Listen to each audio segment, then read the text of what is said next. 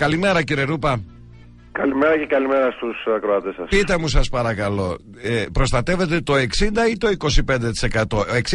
60% λέει ότι προστατεύει η κυβέρνηση τους δανειολήπτες, 25% λένε οι Βρυξέλλες όμως. Κοιτάξτε, το κομμάτι της ποσόστοσης είναι καθαρά μια επικοινωνιακή προσέγγιση. Μάλιστα. Ο νόμος έχει πολλές ασάφειες. Ακριβώς. Με αποτέλεσμα να μην μπορώ να σας απαντήσω. Με την έννοια ότι η διαμόρφωση του επίπεδου εκείνο κάτω από το οποίο θα ορίζεται ποιος προστατεύεται δεν έχει γίνει. Μπορεί να αναφέρονται τα εισοδηματικά κριτήρια, αλλά τα εισοδηματικά κριτήρια είναι το ένα μέρος της παγίδας. Ναι. Το ουσιαστικό είναι ότι δεν αναφέρεται με τον ποιον τρόπο θα προσδιορίζονται οι εμπορικές αξίες. Μάλιστα. Γιατί το σημείο το οποίο θα κρίνει ουσιαστικά τι θα καλύπτεται και τι θα προστατεύεται είναι η διαφορά αντικειμενικής εμπορικής αξίας. Μάλιστα. Το οποίο δεν έχει προσδιοριστεί. Μάλιστα. Επί της ουσίας δηλαδή έχει ένα καλό σημείο όμως που λέει ότι κοίταξε, η τράπεζα θα σε καλεί και θα σου λέει ένα να κάνουμε το διακανονισμό επί της εμπορικής αξίας. Δεν σου λέει όμως αν αυτό θα το καθορίζει η τράπεζα, αν θα το καθορίζει το δικαστήριο, με ποιους τρόπους και με ποιες παραμέτρους. Υπάρχει λοιπόν ένα ενδεχόμενο και αυτό το 25% ακόμα να μην είναι 25% και να είναι λιγότερο. Γι' αυτό εκτιμώ ότι θα έπρεπε η κυβέρνηση να παρουσιάσει συνολικό νομοσχέδιο. Αντιλαμβάνομαι τη δυσκολία στην οποία βρίσκεται, γιατί από το 100% προστασία και συσάχθεια βρισκόμαστε στο 25% προστασία και δεν ξέρουμε αν. Αντιλαμβάνομαι, αλλά τουλάχιστον αυτή τη στιγμή θα έπρεπε να παρουσιάσει ένα νομοσχέδιο το οποίο να έχει όλες τις δικλείδες καλυμμένες για να μπορεί και ο κόσμος να ξέρει ακριβώς πού βρίσκεται.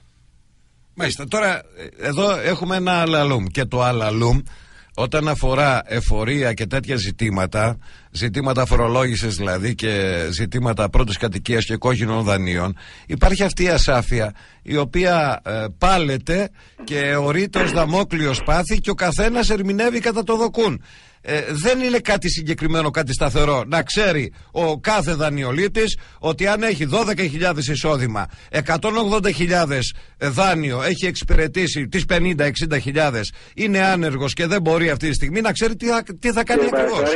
Ναι. Ο νόμος που κατατίθεται μπορεί να προσδιορίζει τουλάχιστον αυτούς που έχουν το κατώτατο εισόδημα, τις 8.500 όσες είναι αυτές. Ναι. Όμως δεν προσδιορίζει επίσης αν αυτό θα γίνεται αυτόματα και εάν θα πρέπει το δικαστήριο να αποφασίζει για την πραγματική του οικονομική κατάσταση. Αντιλαμβάνεστε ότι αν πρέπει να γίνει το δικαστήριο, έχουμε παράβολα, δικηγόρους, διαδικασίες και ούτω καθεξής, άρα και αυτό ακόμα κοστολογείται. Θα ήταν καλό λοιπόν η κυβέρνηση επιτέλους κάποια στιγμή να αποφασίσουν να νομοθετήσουν και να μην κρύβονται πίσω από προσχήματα που θα προστατεύσουν τις δικές τους ιδεολειψίες και τα δικά τους λάθη. Γιατί ο κόσμος κινδυνεύει να χάσει τα σπίτια του. Και ναι, υπάρχει μια ασφαλιστική δικλείδα την οποία μπορεί να μην την έχει δει κανένας. Και η ασφαλιστική δικλείδα είναι οι ίδιες οι τράπεζες. Με την έννοια ότι καμία τράπεζα δεν έχει συμφέρον να πάει, ειδικά στην επαρχία, να πάρει το σπίτι του συγχωριανού ή του κοντοχωριανού ή μέσα στην πόλη.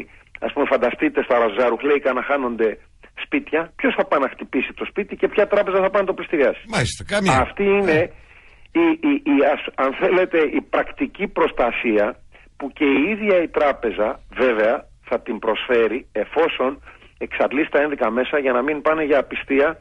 Τα στελέχη της τράπεζας δεν θα ακολουθήσουν τη διαδικασία. Δηλαδή θα πάει σε διαδικασία πληστηριασμού, απλά δεν θα πληστηριαστεί και θα μείνει εκεί. Αυτό είναι ένα σκέλος. Κύριε Ρούπα, με ακρίβεια μαθηματική βλέπουμε ότι με βάση αυτά που έχουμε ακούσει, με βάση αυτά που διαβάζουμε, ότι μόνο 1 στους 4 διασώζεται και ότι με ειδικά τεστ θα προστατεύεται άλλο ένα 35% των δανειοληπτών. Εκεί το πάει η κυβέρνηση και λέει 60. Ποια είναι, τι σημαίνει ειδικό τεστ και τι μπαίνει εδώ, τι ζήτημα μπαίνει? Απαντάτε κατά την ίδια προσέγγιση που ξεκίνησα εγώ να σχολιάζω το νομοσχέδιο. Ναι, ειδικά τεστ. Ποιος καθορίζει τα ειδικά τεστ? Μάλιστα. Από ποιον καθορίζονται? Ποιοι θα καθορίζουν τις εμπορικές αξίες και με ποιες διαδικασίες? Και προσέξτε, ο νόμος έχει χρονική διάρκεια 3 έτη. Αν ακόμα δεν έχει νομοθετηθεί μια διαδικασία, δεν έχει προσδιοριστεί επακριβώς τι σημαίνει, και αν κάποιο σκέλος αυτής της διαδικασίας αφορά τα δικαστήρια, έστω και αν επισπευστούν, αντιλαμβάνεστε το κομμάτι που λέγεται προστασία, χρονικά δηλαδή, συμπιέζεται ακόμα περισσότερο. Γιατί όλα αυτά θα πετούν χρόνο. Εκ των πραγμάτων λοιπόν είναι μια ασάφεια που θεωρώ ότι κάποιοι νομίζουν ότι η κυβέρνηση το διαπραγματεύτηκε καλώς. Υπάρχει ένα σκέλος ότι τουλάχιστον με αυτόν τον τρόπο οι μπαταχτσίδες, οι επαγγελματίες, ας πούμε, οφειλέτες που διαφεύγουν, αυτούς θα τους πιάσει το σύστημα, δεν υπάρχει περίπτωση. Όμως η μεγάλη μάζα που αυτή τη στιγμή αντιμετωπίζει τα προβλήματα και είναι 400-450 ακόμα δεν γνωρίζει πώς θα αντιμετωπιστεί και το κυριότερο, οι τράπεζες ακόμα δεν γνωρίζουν πώς θα τις προσεγγίσουν. Μάλιστα. Άρα λοιπόν τι γίνεται εδώ, κύριε Ρούπα, για να μην βάλουμε τα γέλια, υπό την έννοια ότι φαίνεται ότι αυτές να τις πω σε εισαγωγικά τις λέξεις, οι δημιουργικές ασάφειες του νομοσχεδίου υπάρχουν απλά και μόνο για να επιφέρουν τη σύγχυση και να αφήνουν παράθυρα δεξιά και αριστερά ανοιχτά. Υπάρχουν γιατί για μια φορά, γιατί χρόνια γίνεται αυτό στη χώρα μας, ο νομοθέτης δεν λαμβάνει ποτέ την ευθύνη της πλήρους νομοθεσίας, γι' αυτό και υπάρχουν υπουργικές αποφάσεις διευκρινιστικά και ούτω καθεξής, γι' αυτό και καταλήξαμε εδώ που καταλήξαμε, και για άλλη μια φορά, πρόσφατα δηλαδή, μια διαδικασία, παράδειγμα δεν πληρώνω, όπου οι αρχηγοί μιας τέτοιας διαδικασίας βρίσκονται υπουργοί ή ο ίδιος ο πρωθυπουργός με το έμφυα ή η ίδια η πολιτική κουβέντα περί συσάχθειας και 100% προστασίας καταλήγει εδώ που καταλήγει. Όταν χαθεί λοιπόν η ειλικρίνεια και η αξιοπιστία του συστήματος, αντιλαμβάνεστε τι πρέπει να περιμένουμε από τον κόσμο που τα σπίτια του αυτή τη στιγμή είναι μετέωρα. Μάλιστα.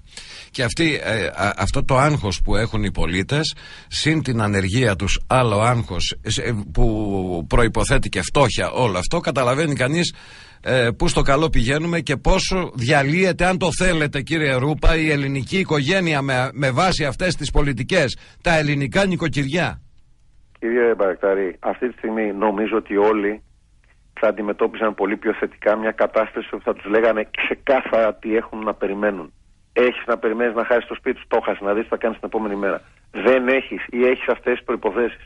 Γι' αυτό καταλήξαμε εδώ που καταλήξαμε. Γιατί κανένας πολιτικός διαχρονικά, ειδικά μέσα στην κρίση, δεν αντιμετώπιζε την πραγματικότητα και να ενημερώσει με την πραγματικότητα. Παρακάθε ένας επεδίωκε να κερδίσει πολιτικά, αναπτύσσοντας μια ρητορική στην οποία μόλις αναλάμβανε την ανέρεε. Μάλιστα. Την ανερούσε. Με αυτή την λογική λοιπόν δεν πάμε μπροστά. Ίσως τώρα, αφού τώρα καταλαγιάσει η σκόνη και όλοι πλέον έχουν ενταχθεί σε ένα πλαίσιο μνημονιακής προσέγγισης, να αποφασίζουν ότι και ο κόσμος από την άλλη πλευρά περιμένει λίγο ειλικρίνεια. Όσο και σκληρή και αν είναι αυτή. Μάλιστα. Πάντως με τον έναν ή τον άλλο τρόπο, είτε 25 είτε 60% είναι η προστασία. Θα χαθούν. Ακριβώς θα χαθούν, αλλά πάνω απ' όλα θα ήθελα το σχόλιο σας σε αυτό το σημείο, κύριε Ρούπα, δεν σβήνεται κανένα δάνειο. Δεν μπαίνει δηλαδή γομολάστιχα και το σβήνει. Υπάρχουν τα δάνεια. Είτε δεν έχεις είτε έχεις να δώσεις. Το σίγουρο είναι ότι δάνεια υπάρχουν. Υπάρχει ένα ενδεχόμενο σε κάποιες κατηγορίες να μειωθεί το ποσό του δανείου, προκειμένου ο διακανονισμός να γίνει επάνω στο μειωμένο ποσό. Αλλά δάνεια δεν σβήνονται. Μάλιστα.